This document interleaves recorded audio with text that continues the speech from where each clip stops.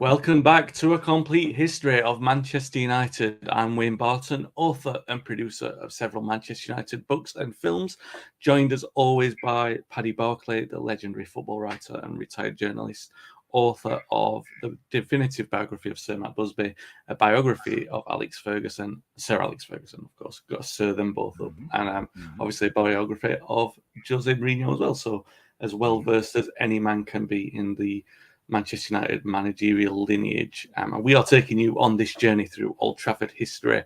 If you're watching the video, please give us a like and subscribe and join in the conversation in the comment section.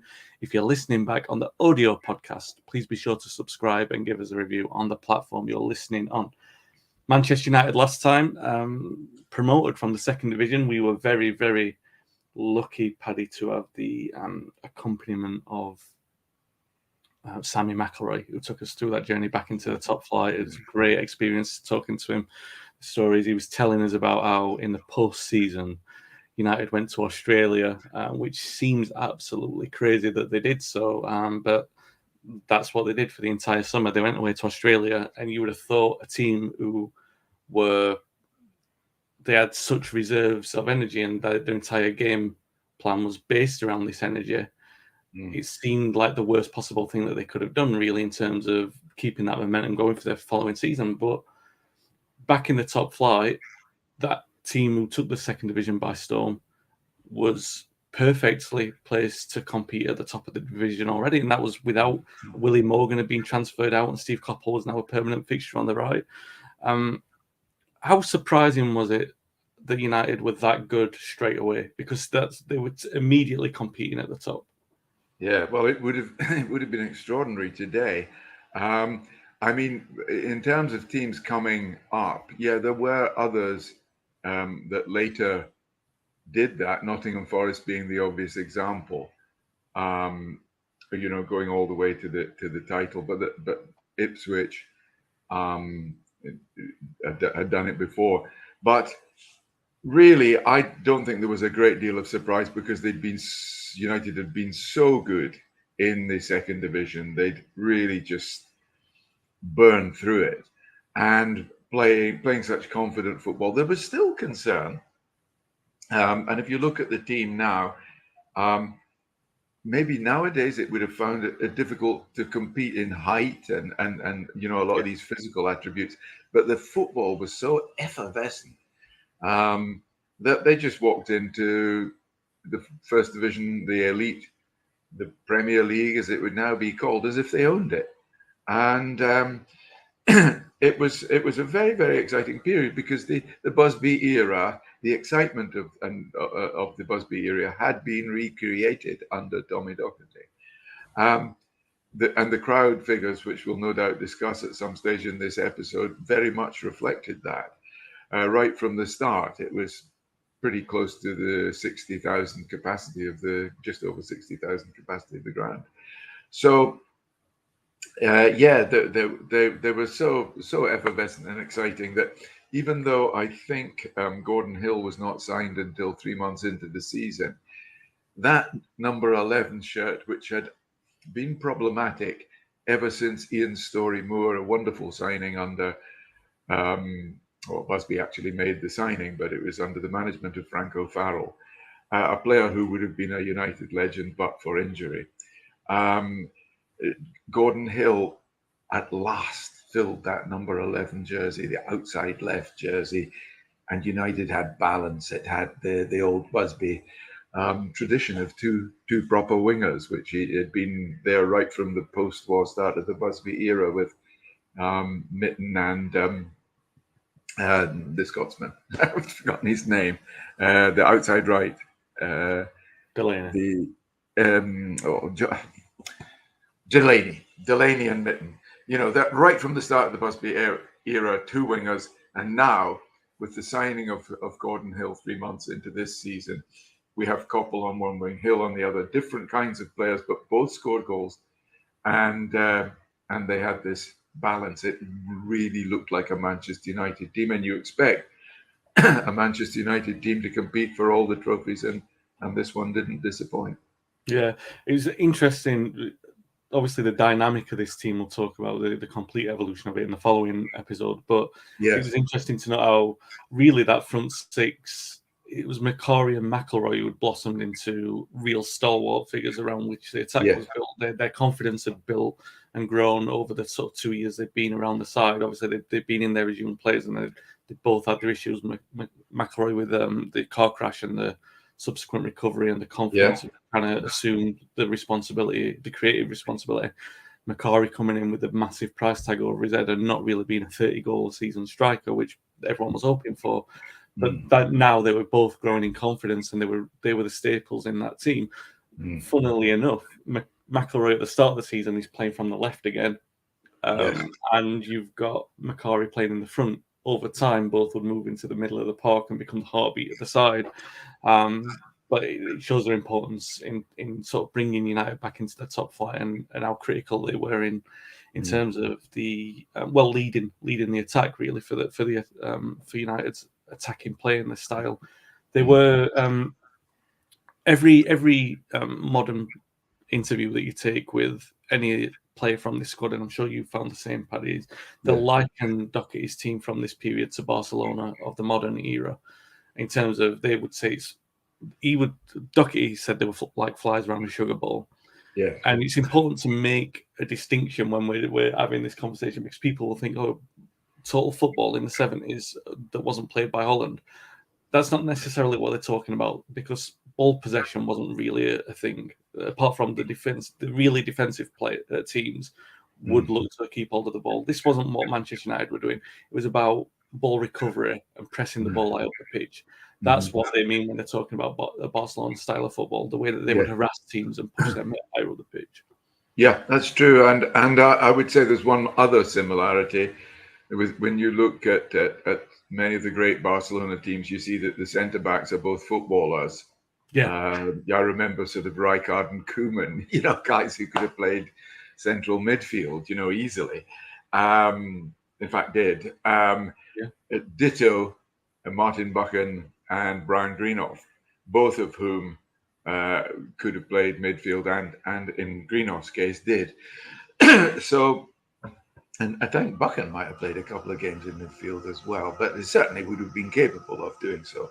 So that's another incidental similarity, even though Doherty may not have designed it that way. But when your football really does flow from the back when you have two footballers like Martin Buchan and Brian Greenoff as your centre backs.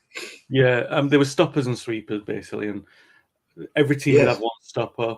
The sweeper would be, it was kind of like a modern invention. He was the player who would bring the ball out. You could have two stoppers in many of these two-man central defences, but you wouldn't get two sweepers, which was what made this so revolutionary. And you mentioned Brian bringing the ball out from the back. It actually plays a part. We'll come into later in the season, one of the most famous goals scored under the Doherty era. United started the season really well. They won the first, won 5 of the first 6 games. They did play with that ambition. They play exactly the same kind of imposing style they'd played in the second division. They just carried on playing the same way, and they didn't show any signs of fatigue from going down under. Occasionally, though, the naivety of that attacking play did cost them in the early parts of the season as they started coming up against top quality opposition. People were surprised when their first defeat was at QPR, but really looking at what QPR were doing with this great side, it wasn't so much of a surprise, really, in retrospect. No, they. I mean, I don't want to spoil the ending, but QPR went within a point of the league title that year. They were an outstanding team. I remember them how they played football on the mud heap that was Loftus Road. In the pre-AstroTurf days, I don't quite know, but it was a very good side, and they didn't change it much. It was the team of Don Masson, I think, and David Thomas on the wing, and the manager was Gordon Jago, and I think I honestly can't think that they used more than 14 or 15 players during the season. They were very good, so there was no disgrace in losing to QPR, especially at QPR. Yeah, they also lost Derby, who were a great side. West Ham, who were challenging for European honours at this time. Liverpool and Arsenal. So these were their defeats in the early season. But it just shows, first of all, that United were a very young side now, thanks to the turnover of all the players. And also, they did have that naivety that came with being a young side going back into the top flight against teams who were experienced winners and experienced for challenging for honours. But like you mentioned earlier, Gordon Hill signs in November. Very critical signing in terms of the balance of this team, because it finally gave like a very distinct right and left side and a very distinct middle core of this team, didn't it? And Gordon, I mean, he came from Millwall, had just been relegated to the third division at the start of this season, so he's making a leap of 2 divisions. Obviously, I'm going to be very biased towards Gordon because I know him very well, but let's give him a little bit of a tribute here, because the way that he settled into life in the top flight was quite remarkable, wasn't it? Yes, it was. It came from next to nothing. I actually, if you don't mind, I'll just take a slight detour here to pay tribute. And in fact, I know you won't mind, because the point is to make a tribute to Jimmy Murphy, who'd been brought out of mothballs by Doherty. And my word, that was probably one of Doherty's smartest ever moves, because the previous year he'd discovered Steve Coppell at Tranmere, and he went to Doherty and he said, "Buy Gordon Hill." And Doherty was quite open about it. He said, "If Jimmy Murphy says buy a player, I don't need any more information. I buy him." And he got Gordon Hill. So he got the two of them for about 120,000 quid, which is amazing business, because they were fantastic players, different sort of players. We think of this team as 4-2-4 probably. I don't know how we'll come to your tactics board at the end, and I'd be interested to see how you lay it out. But Coppell always insisted he hated being called a winger. He said, "I'm a right-sided midfield player," but he sure as hell had all the attributes of a winger. Gordon Hill had all of those, plus a goal-scoring ratio that a lot of strikers would have killed for. And I'm sure you won't let this episode go without mention of one particular goal that he scored. But he was a thrilling player, probably a more thrilling player than Steve Coppell. Not necessarily a better one, but more thrilling. And he became a crowd favourite immediately, because he played in. You know him far better than I ever did, but he's got a boyish person. I don't know if he still has a boyish personality. And he had that childlike quality when he played. He skipped and he beat people for fun. He did a lot of things for fun. There was fun in he played with a smile on his face. And so, of course, immediately became a crowd favourite. The king of all cockneys, not necessarily a natural successor to the King Dennis Lowe, but certainly the king of all cockneys. And Old Trafford took to him straight away. They called him the happiest Londoner who ever went north, or something like that. And he was brilliant. And any sort of look back at the goals that he scored, you can see they were just a spectacular variety. His style of volume was, no one matched that until Mark Hughes came up. Absolutely, yes, a great shout. If you were to compile a list of the best volleyers of the last 50 years or something, he would come into the equation, as would Mark Hughes. So he had that, and just he could beat people. He had tricks galore, and most important from the team's point of view, he was chipping in with goals. They had strikers. You said Macari wasn't prolific. It's true. He quite selfless player, Lou Macari, considering he'd been such a big star at Celtic a few years earlier. He fitted into very much a team player at Old Trafford. And then there was Stuart Pearson, also a popular player with his teammates for the effort he put in for the team, but definitely a goal-scoring striker. But what made this team so good was the contribution of other players. Sammy McIlroy being one example in terms of goal scoring. When other players are chipping in with 6 or 7, my goodness, doesn't half make a difference and take the pressure off the strikers. Gordon Hill as well. Yeah, I mean, I had sort of bumpy start. Well, not start, but bumpy autumn. Basically, ruled them out of the first division title race. But they still, with Hill in the side, they basically recovered. The form was really good over the sort of like winter to spring, and they were sort of in touching distance. And we'll get to how close that touching distance was. But they were there or thereabouts. They were competing at the top. The style was fantastic. Hill providing that balance on the left, Koppel extraordinarily consistent on the right. Both of them handling that step up in quality and becoming two of the standout wingers in the league, really, in the way that United taking the league by storm. The philosophy seems sound. United they went on a cup run that began to capture the imagination of the city, especially after an epic tie with Wolves in the quarterfinal, which United won in extra time. That set up a semi-final with Derby County, and Derby were one of the top sides. So this was a real test to see how far United had come. And it was played at Hillsborough.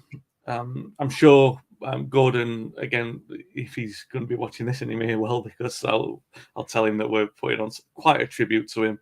Good.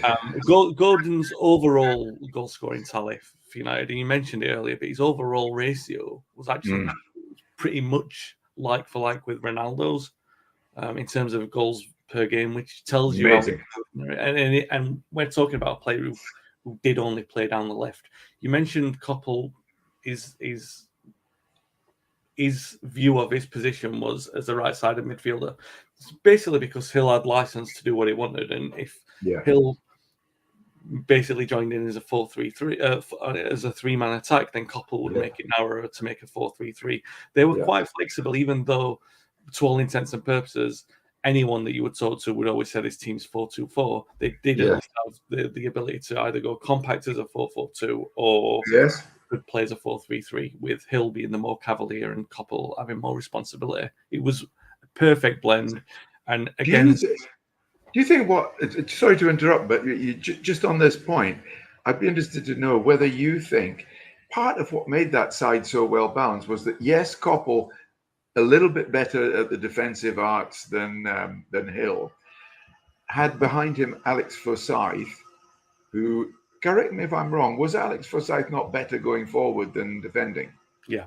Whereas Stuart Houston on the other side, behind Hill, although he could come forward, was a superb defender, a centre back, converted to a left back, and that sort of, did that not help the balance of the side in that there was a bit more protection for Forsyth than for Houston, who didn't need the protection as much? Absolutely, and you've got to say as well, Houston being that more defensive, resolute player also helped Greenough come forward with the ball. It provided a backbone there as well. So Doherty, he often refers to the repositioning as, or he referred when he was alive to the repositioning as Brian in the centre half position as an accident, something that was a happy stroke of fortune. But it was really a stroke of genius in the way that it helped this side set up in terms of the very core principle of the way that they played. And this was very prominent in the game against Derby County. The other thing that should be mentioned about, we're talking about Koppel and Hill in particular, but Hill was the first time that United had a standout extrovert in the side since George Best, in the manner that, and I'm not going to compare him to George Best or Duncan Edwards, but at their best, United had always been a team that played a specific style of football, a specific way, and they accommodated one standout individual. That front six of Doherty basically all played with industry, apart from Hill, who was the cavalier standout maverick in that side, which made it kind of like, it was a reminiscent and a nostalgic side for this United fan base who were getting behind. Obviously, a lot of these United fans had grown up in the post-'68 era. They'd started to travel to games and everything like that. So they wanted a hero, and Hill fell into that. And so the game against Derby at Hillsborough, it was such a massive event. United fans travelled in hordes. Obviously, it was more like a home game. And then midway through the first half, Brian brings the ball out from the back, plays the ball to Jerry Daly. Daly has a look around. Gordon's popped up on the right wing, plays the ball to Gordon. Gordon cuts in, hits an absolute belter of a shot into the top corner. And the crowd go absolutely crazy because it's looking like United are going to go back to Wembley. And Gordon adds a second goal in the second half, a deflected free kick, but a bit of an error for the defender to get in the way of it, really, because it was hit with such power. So, I mean, talk us through the atmosphere of that day, because, I mean, United fans they were gaining kind of a notorious reputation anyway, particularly in the early part of the 70s. We've talked about the occasions in which the home games had to be moved and everything like that. The Red Army had been definitely infamous in the way that they travelled in the second division, but it was certainly an incredible atmosphere that day, wasn't it?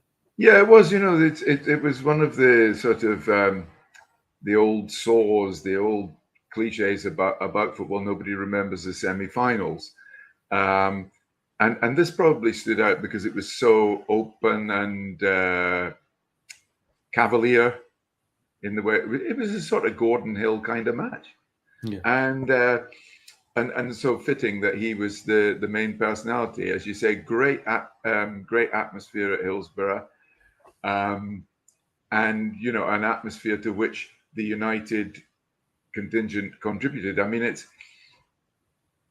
it's actually just dawning on us as we go through this chronologically that Manchester United is becoming bigger in terms of population than at most times under Busby. The ground was bigger. Manchester United's crowd we'll get onto the crowd later, but the average was 51,000. We'll get on later, I'm sure, to the significance of that figure vis-a-vis the rest of football, because during the entirety of Busby's reign as manager, Manchester United were not different in terms of, yes, the Busby Babes was the best team in the country, became it, but they weren't different in terms of finance. They weren't always, for a lot of the time on Busby, during Busby, they weren't the most watched team in the country. By now, Manchester United were on a different level support-wise, both home and away, to any other club in England. And that, as I say, was an advantage that Doherty and his successors were to enjoy, that Busby never really did to the same extent. Yeah, it is funny the way that you talk about that, because anyone who really, really gets into the meat and bones of United's history will know that even before Busby came along, in the era before this podcast, basically, I'm sure that maybe in time we'll go back and look at that era, but United was still seen as one of the most romantic clubs in the country, and mostly because they'd faced financial ruin twice. Their first great team after they'd become known as Manchester United, where they had superstars from Manchester City who sort of defected across town, sort of Billy Meredith. So when they won the first title in 1908, they were seen as a great football inside, one of the great first football insides in English football history. In fact, I'm pretty sure I'm not that old, and Paddy isn't as well, so I should bring that note. But the reports at the time were that United basically were the most glamorous. They were most glamorous first division side that had ever won the title. So we're now advancing to a time where obviously you've got Munich, you've got the relegation, you've got the romance of the European Cup. It was a storyline club. Really, the way in which they were developing, it was like a real life soap opera, and people were intrigued by that.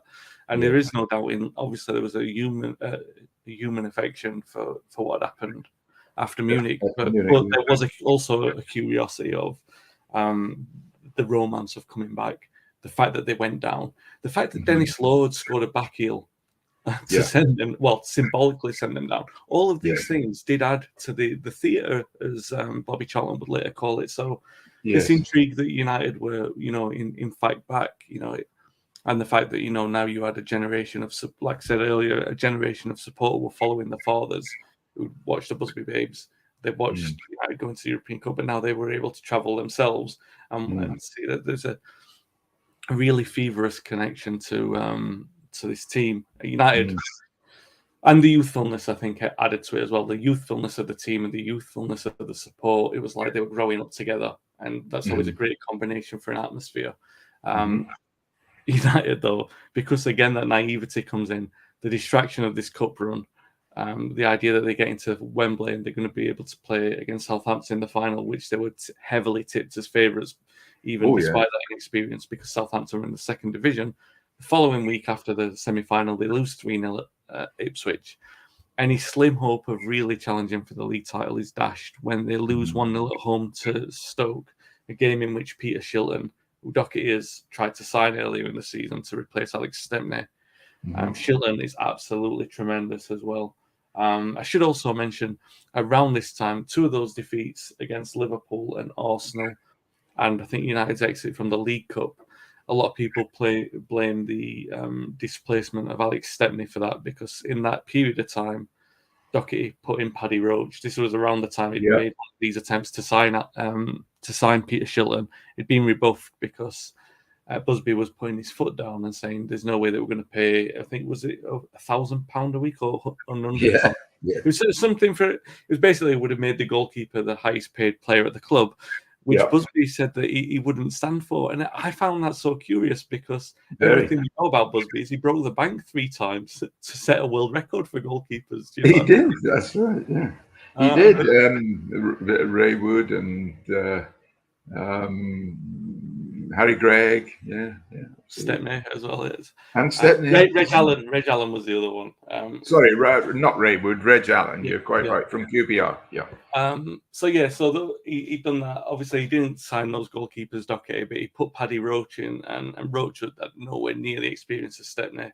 And those 2 defeats to Liverpool and Arsenal would end up. I mean, Roach has got a lot of blame for that, but they would prove quite crucial in the direction of the league title at the back end of the season. So United couldn't score against Shilton. It was a one-man brick wall. United lose 1-0 at home to Stoke, and that's not really great preparation for the cup final. Southampton had loads of experience. They had Jim McCalliog, who we've talked about previously in the series. He'd moved to Southampton at this point. Talk us through the 1976 FA Cup final. United really unable to rouse themselves on the day, Paddy. Yes, it was the usual sort of slow, sort of slightly laboured FA Cup final. Southampton, as you rightly say, were full of not only experience but class. I mean, I'm just looking at the team now. It had Mick Shannon, Peter Osgood, Jim McCalliog, who'd had a good spell at United before then. Jim Steele, slow but physical defender. Mel Blythe, who wasn't bad. Nick Holmes, who would run all day. And at right back, Peter Rodrigues, the Wales right back, a very decent right full back too. So it wasn't a bad side. But United, yes, rightly still favourites. Southampton were in the second division. I don't know where did they get promoted that year under Laurie McMenemy? I'm just not sure. But anyway, a very good side under a very good manager. But United just didn't step up. There was the usual team: Stepney, Forsyth, Houston, Jerry Daly, Brian Greenough, Martin Buchan, Steve Coppell, Sammy McElroy, Stuart Pearson, Lou Macari, and Gordon Hill, with David McCreary, a good chance to mention him, on the bench. He made 16 league appearances on the bench during the season and 12 starts. So David McCreary was very much a useful piece of cement in that side. Anyway, it didn't go well. The now sadly late Bobby Stokes scored the goal with a low drive from about 20 yards, something like that. Stepney couldn't stop it, and that was it. Stepney's been around for a while now, hasn't he? In this series, how often do we think, God, is he still there? But Stepney, still United's #1 goalkeeper. But sadly, from the United point of view, to receive a runners-up medal at the end of that game. Of course, for the country as a whole, you talked before about the popularity of United, but equally there was beginning to, partly because their fans were not popular, and partly because they were doing so well. There was definitely the old Schadenfreude from on behalf of the country, delighted that the underdogs won, as indeed with Leeds, Sunderland before that. So United don't win the FA Cup. They'd been knocked out of the League Cup. They had about 2 or 3 games in the League Cup, I think. But they're knocked out by Manchester City, in the League Cup. So the cups are now gone. Interesting to find out from you, Wayne. Did they win the league? No, they didn't. After losing to Stoke, they went and lost Leicester City, which basically put the nail in that coffin. It did recover from the that was a penultimate league game, but the FA Cup final was played before the last league game. So they did at least, when they came back to Manchester, they actually had a parade anyway, even though they didn't win. And at the town hall, Tommy Docherty embraced all the fans. He said, next year we'll bring the cup back to the finest fans in all the land, which even the players thought was a bit bullish. And they weren't quite so confident as Tommy Docherty, but, he was a man to make outlandish promises for sure. At least United gave the fans something to cheer in the last home game. Hill and McElroy scoring in a 2-0 win over Manchester City. That secured 3rd place. You mentioned QPR, finishing 2nd place, 1 point behind Liverpool. So United were 3rd, 4 points behind Liverpool. So those 2 games which Paddy Roach basically featured in against Arsenal and Liverpool did prove decisive, as decisive as the 1-0 defeat at Stoke. Another thing to mention on the Wembley game, because United's style of football was so dominantly forced now around these wingers, it's not the old Wembley pitch was definitely not one for wingers. It was one for industry in the middle of the park. That's where the games would generally be won.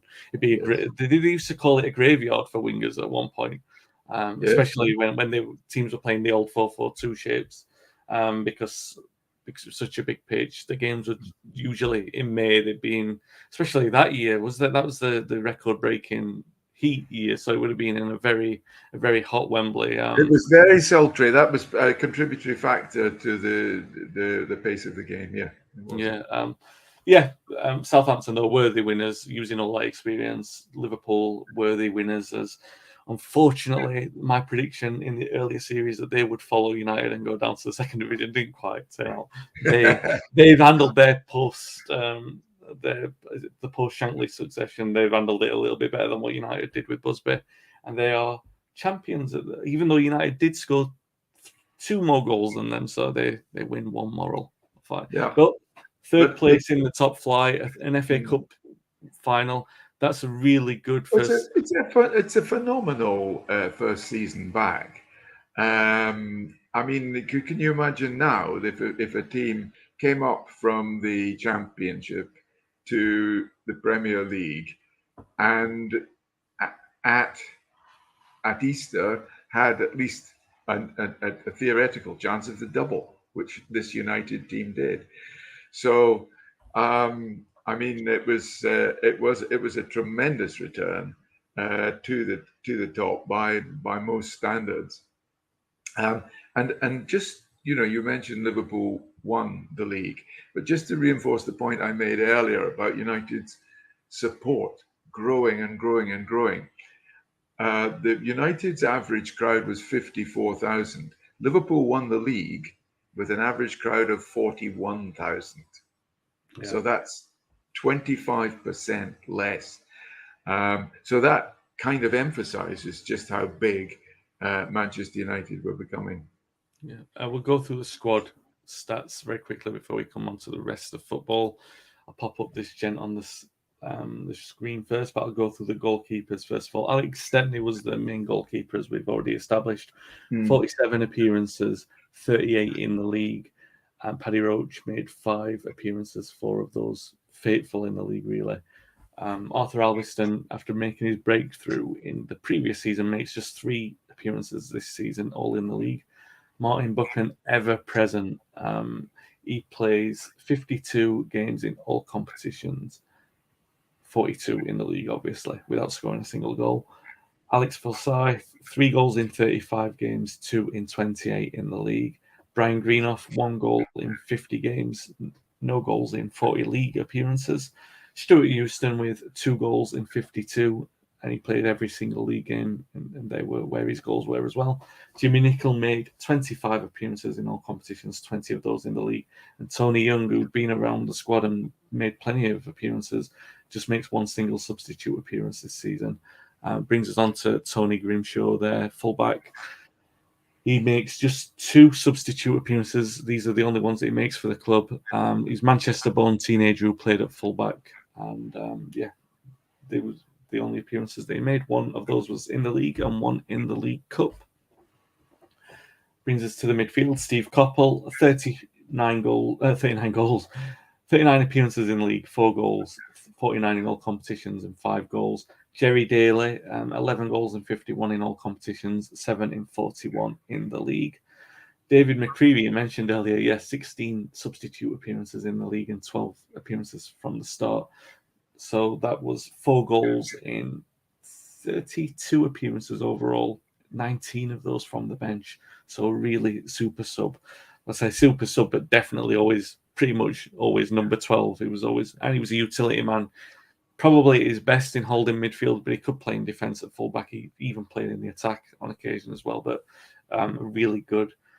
Eric Cantona was later quite disparaging about them. He was a really good water carrier, wasn't he, David McCreary? And we'll talk about it in the future as well, for sure. Sammy Mack, 13 goals in 51 appearances, 10 in 41, as he made a great contribution to the return in the top flight. Gordon Hill, his first appearance in the Manchester United history books, ends with 10 goals in 33 appearances, 7 in 26 in the league. Really good start from him. You mentioned he was a winger from Millwall. I'm going to give a little bit of an added history, a little bit of context to the Jimmy Murphy story. So he'd actually come on United's radar when he was actually on loan from Millwall at Chicago Sting. Chicago Sting were coached by Bill Foulkes, and it was he who got the word to Old Trafford and said that he recommended that United take a look at him.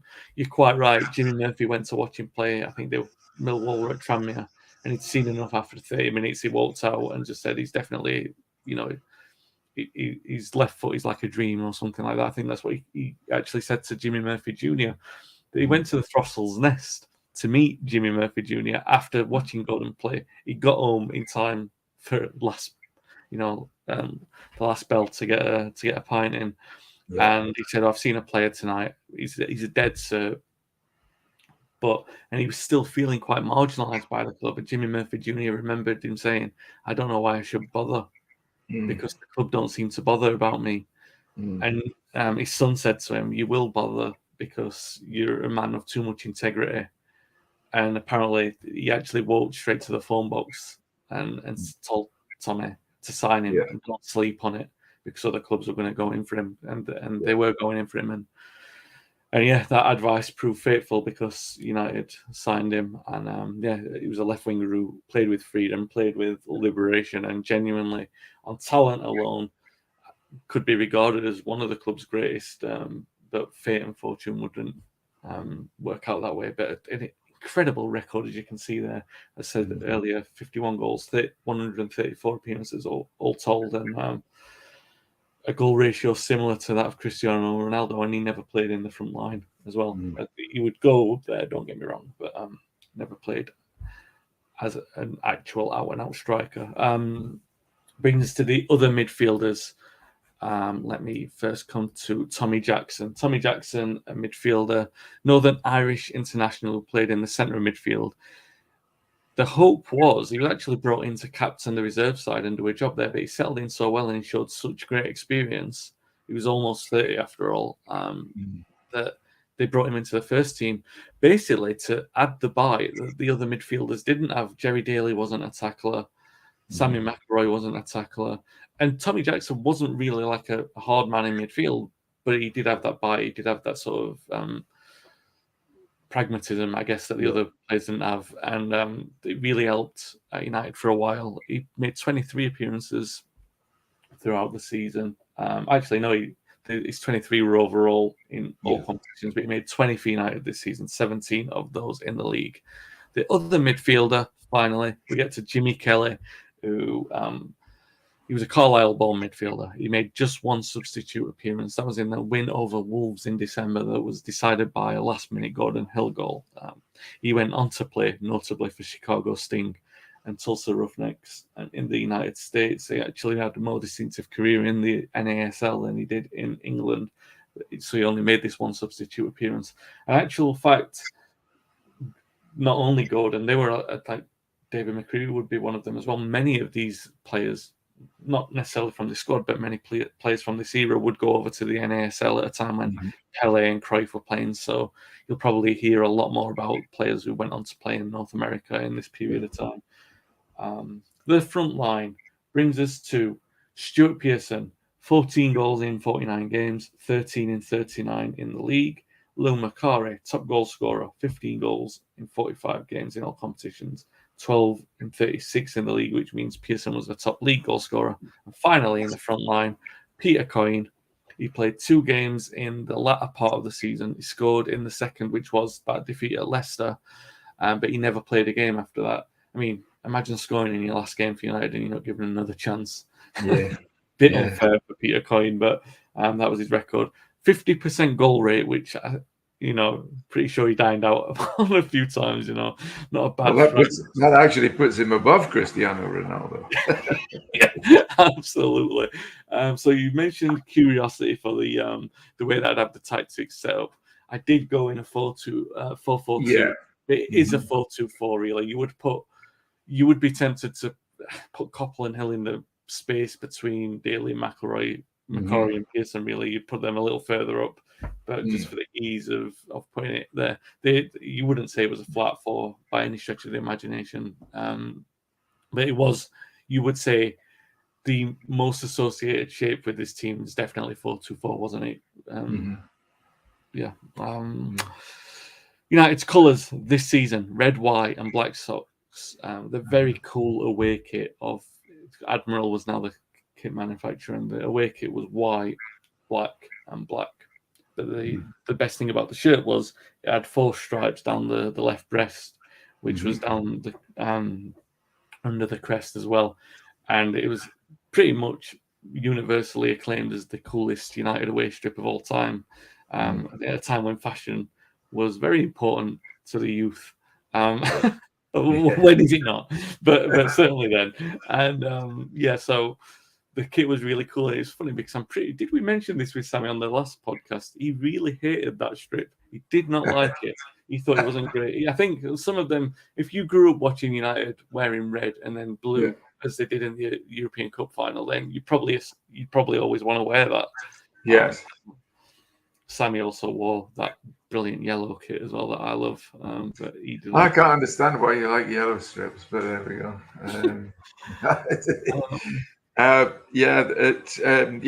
I like the black and the white from what I can remember of it. Yeah. And the United Review, looking good. That's a nice one. Yeah, it is livelier than usual. Was it? Yeah, it very is. If you can't see it because you're listening back on the audio, it's welcome to Old Trafford at the top, United Review on the bottom, and a nice caricature of most of the players in the middle there. And not a geezer shaking hands with a player as traditional.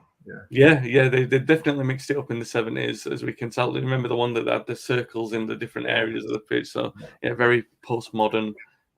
Some abstract art going on the United Review through this period. You mentioned the average attendances. Let's get to them. So for the second season in a row, which really is quite startling considering they were relegated and only came up from the second division. The attendance at Old Trafford is up 6,000 for the second season consecutively. So it's now 53,276 overall in all competitions.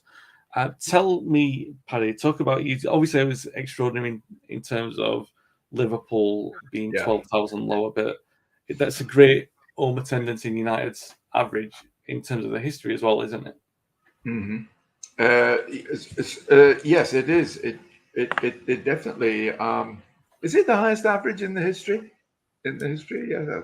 I'm not sure if it's the highest. We'll have to clarify that for the next episode. I think it must be because the ground didn't hold more than 50.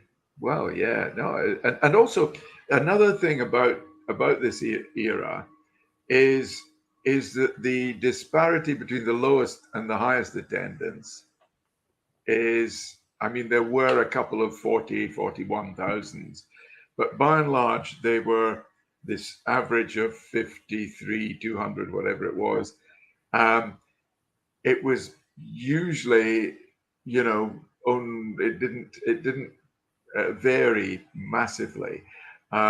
Whereas in the past, yes, you would get the odd 60,000 crowd, like for the European matches of the Busby Babes, but you would also get some 30,000s, simply because maybe it was the week before Christmas, or maybe there were 2 games in a week and the fans couldn't afford to go to both. So you would get these massive fluctuations in the crowd, whereas this average of 53,200 in all competitions, it didn't vary much. It was usually around that figure at every game. Perhaps a reflection of higher living standards. Who knows? It was the middle of the 70s, an era that we associate with inflation and rather than prosperity. But anyway, it's Manchester United becoming the dominant force off the field in terms of support, that we now think, people would think, oh well, yes, they are. They're used to having. They're competing in recent years, perhaps not very successfully, with, let's say, Chelsea, whose ground has 30, and therefore average crowd is 34,000 less.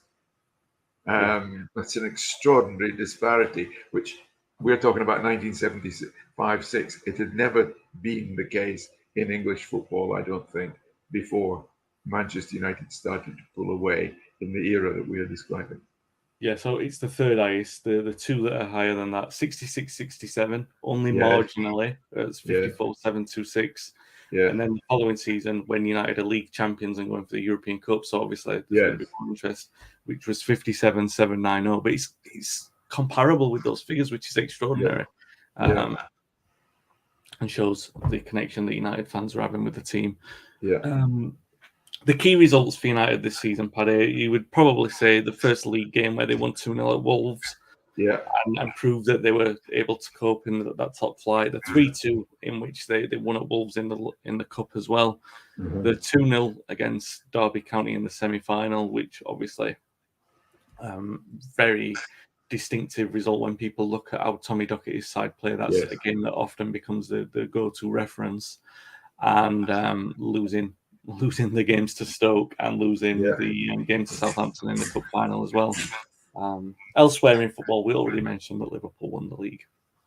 Manchester City won the League Cup, so in modern times that would be very miserable indeed.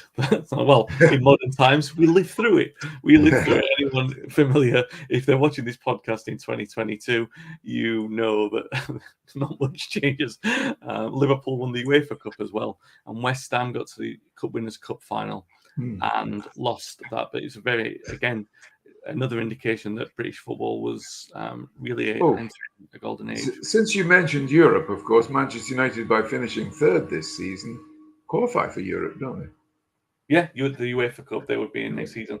And interesting, the teams that they would face in that run, as we'll get on to when we do come to that, some of the biggest. I mean, they couldn't have drawn any other names, and the names do come out of the heart. But a great experience. I look forward to that in the next episode. Excellent. Yeah. So that's United 75-76 season. They're back in the top flight. Finished the Tommy Docherty has really made good on his promise to get United back into the top flight. And more than that, they play with a verve and a style, a flamboyancy. They're always on the front foot.